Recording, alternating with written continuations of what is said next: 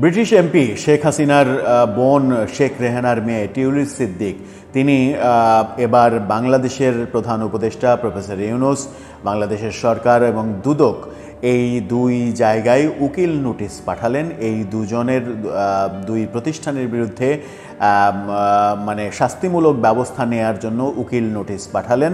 সেই উকিল নোটিশের বাস্তবতা কি বলছে, কি তিনি লিখলেন, কেন হঠাৎ করে বাংলাদেশ সরকারের প্রধান উপদেষ্টার বিরুদ্ধে উকিল নোটিশ পাঠানো হলো, কেন দুদকের বিরুদ্ধে উকিল নোটিশ পাঠানো হলো, তার বিরুদ্ধে দুদক এবং প্রধান উপদেষ্টা যে সকল কথা বলেছেন তাতে কি তিনি ক্ষিপ্ত, এমনটাই সেই চিঠিতে বলা হয়েছে। এবং বলা হয়েছে যে আগামী 30 জুনের মধ্যে এই উকিল নোটিশের জবাব না দিলে টিউলিপ সিদ্দিকের পক্ষ থেকে আইনজীবীরা মেনে নেবেন এবং ধরেই নেবেন যে বাংলাদেশ সরকারের কাছে টিউলিপ সিদ্দিকী বিষয়ে কোনো অভিযোগের আর বাস্তবতা নেই, এটা ফয়সালা হয়ে গেছে। কি বলছেন টিউলিপ সিদ্দিকী?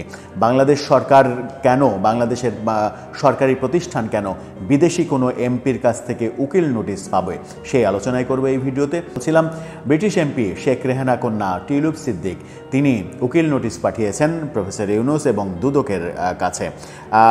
বিডি নিউজ 24 তার উকিল নোটিশের চিঠি সহ একটি বড় প্রতিবেদন করেছে। আপনারা 3 পৃষ্ঠার সেই চিঠিটা দেখে নিতে পারেন। সাথে বিডি নিউজ 24-এর যে হেডিং, ব্রিটিশ রাজনীতিতে হস্তক্ষেপের চেষ্টায় ইউনূস ও দুদক, এমন অভিযোগে টিউলিপ সিদ্দিকী উকিল নোটিশ পাঠিয়েছেন, সেই শিরোনামটাও দেখে নিতে পারেন।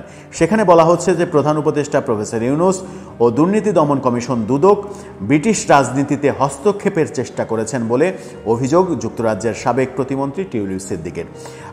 সোমবার ইউনূস এবং দুদক বরাবর এক উকিল নোটিশে তিনি এমন কথা বলেছেন, তার সুনাম ক্ষুণ্ণ করাই তাদের উদ্দেশ্য, এমন অভিযোগ করেছেন।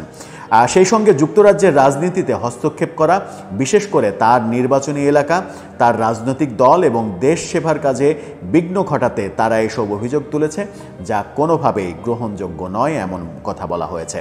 যুক্তরাজ্য ভিত্তিক আইনি প্রতিষ্ঠান স্টেফেনসন হারউড এলএলপির মাধ্যমে এই নোটিশ পাঠিয়েছেন টিউলিপ, যেখানে আগের কোনো চিঠির জবাব না পাওয়ায় অন্তর্বর্তীকালীন সরকারের সমালোচনাও করেছেন।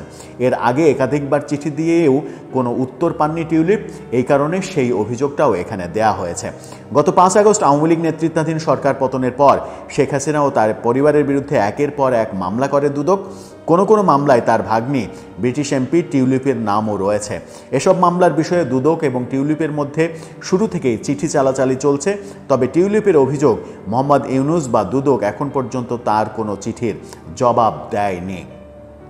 সবশেষ উকিল নোটিশে টিউলিপ বলেছেন, 18 মার্চ ও 15 এপ্রিল দুদক চেয়ারম্যান ও কমিশনারদের চিঠি পাঠানো হয়। এরপর 4 জুন একটি চিঠি পাঠানো হয় প্রধান উপদেষ্টা ইউনূসকে।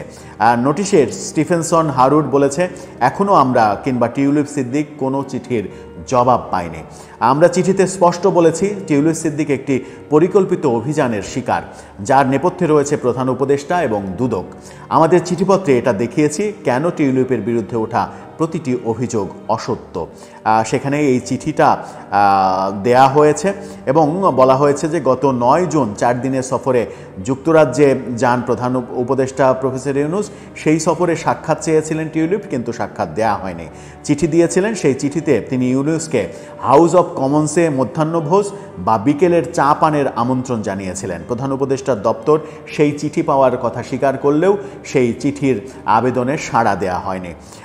উকিল নোটিশে ইউনূসের সাক্ষাৎ না দেওয়ার সিদ্ধান্তেরও সমালোচনা করা হয়।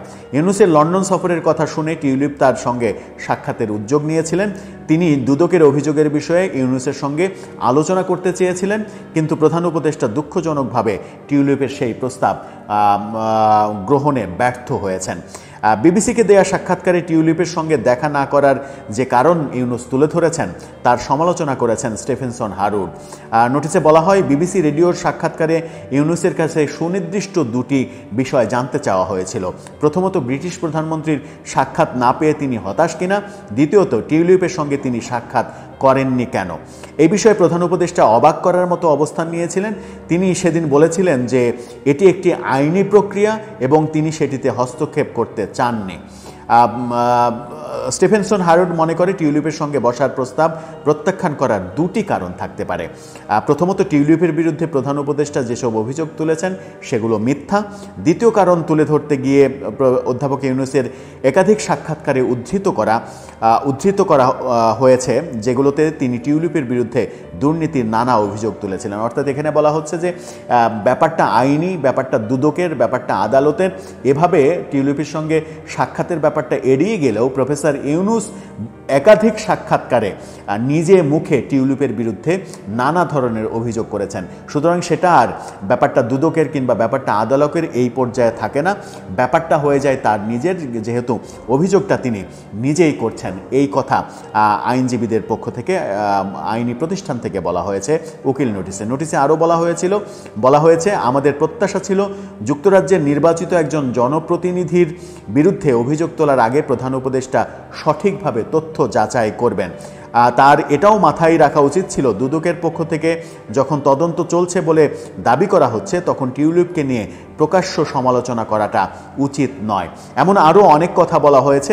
মোদ্দা কথা যেটা বলা হয়েছে সেটা হচ্ছে টিউলিপের বিরুদ্ধে যে সকল অভিযোগ করা হয়েছে সেই অভিযোগগুলো মিথ্যা, যেগুলোর কোনো বাস্তবতা দুদক কিংবা সরকারের পক্ষ থেকে দেখাতে তারা ব্যর্থ হয়েছে। একাধিক চিঠির তাই তারা জবাব দেয়নি। প্রফেসর ইউনূস টিউলিপের সঙ্গে যুক্তরাজ্যে সফরে গিয়ে দেখা করেননি এবং এই চিঠির, এই উকিল নোটিশের জবাব যদি 30শে জুনের মধ্যে না দেয়া হয় তাহলে টিউলিপ সিদ্দিক ধরে নেবেন যে বাংলাদেশ সরকার এবং দুদকের টিউলিপ সিদ্দিক বিষয়ে আর কোনো ব্যাপার বাকি নেই, ব্যাপারটা সমাধান হয়ে গেছে।